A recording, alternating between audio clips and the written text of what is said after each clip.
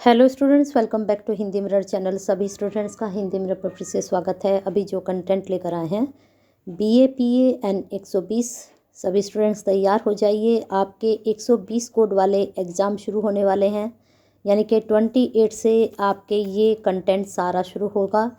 जितने भी स्टूडेंट्स हैं उनके कोर सब्जेक्ट ख़त्म हो चुके हैं, उनके जीई वाले सारे ख़त्म हो चुके हैं, आपके AECC सारे ख़त्म हो चुके हैं। अब बचा है आपका 120 और साथ में आपका VAC 9। सभी का 09 ही होगा मुझे लगता है। मोस्टली जितने की भी मैंने एडमिट कार्ड देखे हैं सभी में 09 है, जो कि आपका एनवायरमेंटल से संबंधित है।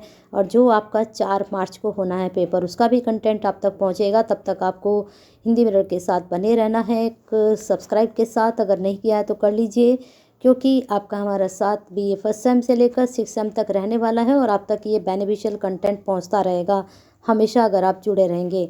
चलिए, वीडियो शुरू हो चुकी है। BAPN यहाँ पर बाई बुक आपको सब कुछ, जितने भी आपके यूनिट हैं, हर यूनिट में से आपके कौन से टॉपिक इम्पोर्टेंट है बताए जाएंगे, जैसे कि अभी तक हिंदी मिरर आपको बताता आया है।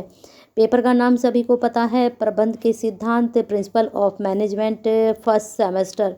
बिल्कुल देख लीजिए, आप ही की बुक है ये, कोई भी इसमें गलत वो नहीं है। आप तक मैसेज जा रहा है। वैसे हिंदी मिरर कोशिश करता है कि आप तक सही कंटेंट पहुंचता है। लोगों भी ध्यान से देख लीजिएगा, आप ही की बुक है। और अगर आपके पास अपनी बुक है तो आप चेक कर सकते हैं। यहाँ पर आपकी 18 यूनिट हैं और ये अलग अलग खंड में डिवाइड है, यानी कि अलग अलग सेक्टर में डिवाइड है आपके 6 में। और 18 यूनिट बहुत ज़्यादा होती हैं, 18 यूनिट बहुत ज़्यादा होती हैं। और मुझे लगता है कि ये जो यूनिट है आपकी, इसमें कहीं ना कहीं आपको बहुत मेहनत करनी है और तभी आप इस पेपर को निकाल पाएंगे। चलते हैं आगे यहाँ पर आपके यूनिट्स पर। तो देख लीजिए, प्रबंध, सहभागी, प्रबंध, लोक प्रशासन, नेतृत्व, नीति निर्माण, नीति निर्धारण, निर्णय करना, निर्णय करने की समस्याएं, नियोजन, योजना, भारत में नियोजन, प्रशासनिक पक्ष, लोक संबंध, समन्वय, प्रत्यायोजन, संचार और पर्यवेक्षण। तो ये 18 यूनिट हैं आपकी। और यहाँ पर आप देख रहे हैं, पहली जो यूनिट जा रही है प्रबंध का अर्थ है प्रकृति। तो थोड़ा मैं यहीं से आपको बता देती हूँ, बाकी चैप्टर्स पर हम चलेंगे धीरे धीरे। पहले यहीं थोड़ा सा समझ लेते हैं कि कैसे कैसे यहाँ से टॉपिक उठ सकते हैं। अब जैसे यहाँ पर प्रबंध का अर्थ है प्रकृति है, तो प्रबंध का अर्थ है प्रकृति जरूर पढ़कर जाइएगा। यहाँ से प्रश्न 100% आपका बनेगा। इसके बाद प्रबंध व लोक प्रशासन भी आप जरूर पढ़ लीजिएगा। ये 2 टॉपिक तो एटलीस्ट यहाँ से आपको पढ़कर ही जाने हैं। पर मेरा मानना है कि हम अंदर चैप्टर्स में ही चलते हैं, क्योंकि अगर बाय चैप्टर हम अच्छे से चैप्टर में ही अगर अच्छे से देख लेंगे यूनिट वाइज, तो आपकी अच्छे से तैयारी हो सकती है।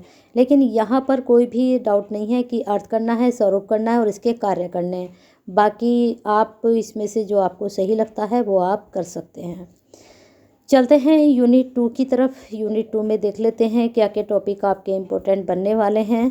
18 यूनिट हैं, तो थोड़ा पेशेंस आपको भी रखना होगा और पेशेंस के साथ अपनी तैयारी करनी होगी। सहभागी प्रबंध और अच्छे प्रबंधन की क्या कसौटियां हैं। एक तो पहले प्रबंध की अवधारणा पढ़नी है आपको, और अच्छे प्रबंध की कसौटियां। बस ये 2 टॉपिक आप इसमें पढ़ सकते हो। बहुत छोटी यूनिट है, मुझे लगता है अगर आपको सिर्फ इसको रीड ही करके जाते हैं तब भी आप अच्छे से अटेम्प्ट कर पाएंगे। अब आते हैं इम्पोर्टेंट यूनिट आपकी यूनिट 3। इसमें देखना है कि 2 टॉपिक है, प्रबंध और लोक प्रशासन। अब यहाँ पर इनमें किस तरह से प्रश्न बनेंगे। पहला तो आपका प्रबंध का अर्थ और परिभाषा और प्रबंध के सिद्धांत। कितने यहाँ पर इन्होंने सिद्धांत दिए हैं, तो 4 सिद्धांत दिए हैं। हेनरी फ्योल का है, उर्विक का है, प्रबंध के सामान्य सिद्धांत, प्रबंध के अन्य सिद्धांत। तो 2 सिद्धांत को बहुत फोकस के करके जाएगा। हो सकता है पर्टिकुलर आपसे हेनरी फ्योल के बारे में ही पूछ लिया जाए, ठीक है, उर्विक के बारे में पूछ लिया जाए, तो अच्छे से पढ़ लीजिएगा और प्रबंध का महत्व भी पढ़ के जाइएगा। आप चलते हैं लोक प्रशासन पर।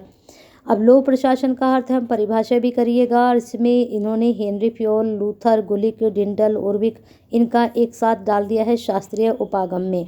फिर वैज्ञानिक उपागम में है फ्रेडरिक टेलर का है, फिर नौकरशाही में मैक्स वेबर का है, फिर इसके बाद मानव संबंधात्मक में एल्टन मेयो का है, व्यवस्था में चेस्टर बर्नार्ड है। तो अगर आप ये सारे ही पढ़कर जाते हैं तो कहीं ना कहीं आपको लगेगा कि बहुत ज़्यादा पढ़ लिया है, अब क्या करें, किस तरह से इसको शॉर्ट आउट करें। तो हम भी इसमें आपको बस इतना ही कह सकते हैं कि सारे एक बार को ज़रूर पढ़ कर जाइएगा। और इसमें इम्पोर्टेंट अगर मैं मानूँ, वैसे तो प्रीवियस क्वेश्चन पेपर में लेकर आई हूँ आपके लिए, लेकिन फिर भी यहाँ पर मेरे मानना है कि फ्रेडरिक को आप, मैक्स वेबर को, हेनरी फ्योल को, लूथर को भी आप पढ़ लीजिएगा। लूथर से भी क्वेश्चन हमेशा बनता है। इसके बाद आप यहाँ पर फ्रेड डब्ल्यू रिंग्स को भी पढ़ सकते हो, मैस्लो भी पूछा जा सकता है। तो वैसे एक बार तो सबको पढ़कर आपको ज़रूर जाना चाहिए और लोक प्रशासन का महत्व भी कर लीजिएगा। चलते हैं नेक्स्ट यूनिट की तरफ, आपकी 6 यूनिट की तरफ। अभी तो हम 1/3 ही आपके पास पहुँचे हैं। बहुत लेंदी यूनिट है ये, है ना। तो लेंदी यूनिट में और इतने सारे सिलेबस में भी मैंने इको का पेपर अपलोड किया है, इको की जो है बुक अपलोड की है, वहाँ भी 16 यूनिट थी, 18 नहीं थी, 16 थी, लेकिन सिलेबस उनका भी बहुत ज़्यादा था।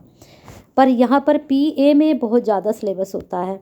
अब आते हैं नेतृत्व की आवश्यकता, अर्थ, स्वरूप, नेतृत्व के गुण, नेतृत्व का विकास। सारा कर लीजिए, अगर सारा नहीं कर सकते हैं तो इसकी आवश्यकता, इसका अर्थ, इसका स्वरूप और इसके गुण जरूर कर लीजिएगा, ठीक है। बस यूनिट में अंदर जाने की ज़रूरत नहीं है, यहीं से ऊपर से ही मैंने बता दिया है। और वहाँ से मैं कह रही हूँ कि 99% आपका बनेगा नेतृत्व वाला क्वेश्चन, ठीक है। हाँ, प्रबंधन, उपागम, ये भी सब आएंगे ही। अब आते हैं नीति का निर्माण, भारत में नीति निर्माण। तो इसको आप सिर्फ गो थ्रू कर लीजिएगा। अगर आपको लगता है कि ये यूनिट आपके लिए बहुत इम्पोर्टेंट है तो इसमें से आप पढ़ सकते हैं। एक तो संसद, कार्यपालिका, संस्थागत कारक। भारत में नीति निर्माण में कौन कौन जो हैं कारक होते हैं, संसद, कार्यपालिका, संस्थाएं, इस तरह से आप ये कर सकते हो। और एक नीति निर्माण का क्या महत्व है, ये प्रश्न भी इम्पोर्टेंट आपका जा सकता है। बाकी जो टॉपिक हम आपको बताते हैं उनको तो आप पढ़ते ही हैं। अगर आपको लगता है कि इससे अदर भी आप टॉपिक को लगता है इम्पोर्टेंट है तो बिल्कुल अपनी 6th सेंस से भी आप तैयार कर सकते हैं। नेक्स्ट है आपका निर्णय करना। निर्णय करने का महत्व क्या है, इसका स्वरूप क्या है और इसके आधार क्या हैं, ठीक है। पढ़ लीजिएगा, 99% क्वेश्चन यहाँ से बन सकता है। और मुझे लगता है यहाँ पर ये 4 से 5 टॉपिक हैं, अच्छे से पढ़कर जाइएगा। यहाँ से प्रश्न 99% बनने की उम्मीद है आपकी। वैसे तो ये जो टॉपिक है, निर्णय करने का आधार, निर्णय के परिभाषा, ये सब परिभाषा पढ़ोगे तो ये इजी यूनिट है, इतनी टिपिकल यूनिट नहीं है कि आप इसको खुद से ना कर सकें। एक बार अगर आप इसको पढ़ लेंगे तो आपको लगेगा कि ये वाला आंसर मैं खुद से भी अटैम्प्ट कर सकता हूँ। लेकिन अब जो समस्याएं हैं वो भी आप गो थ्रू कर सकते हो, लेकिन यहाँ पर जो हर्बर्ट साइमन के अनुसार है नीति निर्धारण, ये आप खुद से नहीं कर सकते क्योंकि इसमें इन्हीं के अनुसार नीति निर्धारण आपको बताना पड़ेगा। तो हर्बर्ट साइमन का आप पढ़ लीजिए, क्योंकि ऊपर नीति वाला जो अगर आपने निर्णय अगर आपने पढ़ लिया है तो आप आराम से ये वाले भी कर लोगे, लेकिन इसको आप नहीं कर पाओगे। इसको थोड़ा सा फोकस करके आप देख लीजिएगा। चलते हैं 9 यूनिट की तरफ, देख लेते हैं 9 यूनिट में किस तरह के टॉपिक हैं। नियोजन, वेरी इंपॉर्टेंट, 100% यहाँ से क्वेश्चंस निकलेगा। क्या निकल सकता है, नियोजन का अर्थ एवं उद्देश्य, नियोजन के स्वरूप, नियोजन की आवश्यकता, नियोजन के प्रकार। बस 4 टॉपिक कर लीजिए, बाकी को गो थ्रू कर लीजिएगा, ठीक है। क्योंकि सारा तो जब भी नहीं पूछा जाता और सारी यूनिट में से पूछा भी नहीं जाता, लेकिन कई बार ऐसा भी होता है कि हर यूनिट से थोड़ा कंटेंट पूछ लिया जाता है। हर एक यूनिट से क्वेश्चंस बन जाता है, शॉर्ट बन जाए चाहे लॉन्ग बने। और बट 18 यूनिट में से 18 क्वेश्चन तो आपके आने ही नहीं है, तो सारे में से नहीं पूछ सकते हैं। लेकिन कुछ यूनिट्स जिसमें मैं कहती हूँ कि यहाँ 100% पूछा जाएगा तो उसको कुछ ज़्यादा फोकस कर लिया कीजिए, है ना। अब आते हैं योजना का निर्धारण, राष्ट्रीय योजना आयोग, राष्ट्रीय विकास परिषद। तो अब इसमें हमें पढ़ना क्या है ये हमने देखना है। नीति आयोग है, राष्ट्रीय विकास परिषद है। नीति आयोग बहुत इम्पोर्टेंट है, कर लीजिएगा। नीति आयोग के उद्देश्य और इसके कार्य कर लीजिएगा, ठीक है। ऐसे ही राष्ट्रीय विकास परिषद में इसके उद्देश्य कर लीजिएगा, इसके कार्य कर लीजिएगा। बाकी संरचना को, स्वरूप को, इनको आप पढ़ लीजिएगा, है ना। नोट्स जो तैयार करते हैं ना, जिसको मैंने बोला है कि ये नोट्स तैयार किया कीजिए। नोट्स लिखने से क्या होता है, आपकी प्रैक्टिस होती है। कई स्टूडेंट्स क्या होते हैं, बुक में से ही पढ़ते रहते हैं, लेकिन आपको हमेशा लिख लिख कर पढ़ना चाहिए। लिख लिख कर पढ़ने से आपका जो है वो माइंड में रहता है ज़्यादा समय के लिए, ठीक है। वो जैसे जैसे कॉपी में छपता जाता है, आपके माइंड में भी छपता जाता है। पढ़ने पढ़ने से सिर्फ माइंड में रहता है, ठीक है, और वो इतना भी नहीं रहता है। आपने लेक्चर सुने हों कभी, आप ओपन के वैसे स्टूडेंट्स हैं, लेकिन 12th तक जब आप रेगुलर पढ़े होंगे तो आपने देखा होगा कि जो आप क्लास में पढ़ते हैं वो सिर्फ दिमाग में रहता है, लेकिन जो आप कॉपी में पढ़ते हैं वो हमेशा रहता है ना। अब यहाँ पर देख लीजिए, नियोजन का अर्थ एवं परिभाषा। जितना भी बुक में कंटेंट है, अब कभी आप सोचो कि बुक में तो लिखा ही है, हम अलग से क्यों लिखे। तो लिखने की शैली, लेखन भी एक कला है, और लेखन कला तब आती है जब हम लिखते हैं, और बिना ये लिखे कोई भी कला है, जब तक आप उस पर वर्क नहीं करेंगे आप परफेक्ट नहीं हो सकते हैं। तो अगर आपको लेखन कला में परफेक्ट होना है तो आपको लिखना ही पड़ेगा, और आपको लिखना भी चाहिए, है ना। नियोजन का अर्थ एवं परिभाषा इसमें देख लेते हैं, ये भी इम्पोर्टेंट है, यहाँ से भी 100% क्वेश्चन निकलेगा। नियोजन का अर्थ एवं परिभाषा, नियोजन के प्रकार सामाजिक और आर्थिक करके जाइएगा, और समस्याओं को आप गो थ्रू भी कर सकते हो, ठीक है। चलते हैं 12 यूनिट की तरफ। अभी 8 यूनिट बहुत दूर है, और थोड़ा सा पेशेंस आपको हमारे साथ रखना होगा। चलते हैं आगे। योजना का प्रशासनिक पक्ष क्या है, परिवर्तन की रूपरेखा क्या है, जन सहयोग क्या है। इस यूनिट को आप गो थ्रू कर सकते हैं। अगर आपको इस यूनिट में लगता है कि इम्पोर्टेंट टॉपिक हैं तो उनको आप ज़रूर कवर करके जाइएगा, है ना। हम चलते हैं 13 यूनिट की तरफ। लोक संबंध, वेरी इंपॉर्टेंट। आवश्यकता, अर्थ एवं स्वरूप। लोक संबंध का अर्थ एवं परिभाषा। लोक संबंध की आवश्यकता क्या है, और लोक संबंध के मार्ग में, मुझे लगता है इसमें 4 टॉपिक आप कर लीजिए। लोक संबंध के कार्य इम्पोर्टेंट है, आ सकते हैं एग्ज़ाम में, ठीक है। चलते हैं 14 यूनिट पर आ चुके हैं हम। 14 यूनिट में हमने देखना है कि हमारे टॉपिक कौन कौन से जा सकते हैं। पहले यूनिट देख लेते हैं कौन क्या है इसमें बताया गया है लोक संबंध के उपकरण, प्रविधियाँ, प्रचार, व्यक्तिगत संपर्क तथा सीधा पत्राचार। अब देखना है यहाँ पर क्या टॉपिक बन सकते हैं। बहुत वैसे ऊपर काफ़ी इन्होंने दिया है, लेकिन यहाँ बहुत इजी इन्होंने कर दिया आपके लिए, इसकी प्रविधियाँ ही दी हैं। लोक संबंध के उपकरण की प्रविधियाँ, स्थापित करने के माध्यम, इसका प्रचार, सीधा पत्राचार, व्यक्तिगत संपर्क, लोक संबंध के गो थ्रू कर लीजिए। 99% उम्मीद है यहाँ से क्वेश्चन बनेगा, है ना। तैयार कर लीजिएगा इसको, ये मुझे लग रहा है कि यहाँ से प्रश्न बनेगा। चलते हैं 14 यूनिट की तरफ। 14 थी वो वाली, अब आ चुके हैं 15 पर। 1 मिनट, हमने शायद स्किप कर दी है यूनिट आपकी, 1 मिनट देखना पड़ेगा। हाँ, ये 14 ही तो थी। चलते हैं 15 की तरफ। 15 में हम देख लेते हैं कौन सी यूनिट, फिर स्टूडेंट्स के क्वेरी जाती रहती है, मैडम बीच में 1 यूनिट छूट गई है ना। तो यहाँ पर आप देख लेते हैं प्रबंध के सिद्धांत में 15 यूनिट में समन्वय क्या होता है। समन्वय की परिभाषा कर लीजिए, और इसके बाद समन्वय का महत्व कर लीजिए, और विशेषताएं, आवश्यकता, प्रकार। अब ये सारी ही यूनिट हो गए, बहुत ईजी है, और यहाँ से 99% क्वेश्चंस बनेगा ही बनेगा, ठीक है। चलते हैं 16 की तरफ। 3 यूनिट रह गई हैं, और कॉपी कलम दवात उठा लीजिए और तैयारी कर देना शुरू कर दीजिए, लिखना शुरू कर दीजिए, ठीक है। लिखोगे तभी याद कर पाओगे अच्छे से। प्रत्यायोजन, क्योंकि बुक में बहुत लेंथी हो जाता है, पेज पलटते रहो, ये करते रहो। अब कॉपी में आप क्या करोगे, आप पर्टिकुलर टॉपिक्स लिखोगे जो आपको पढ़ने हैं।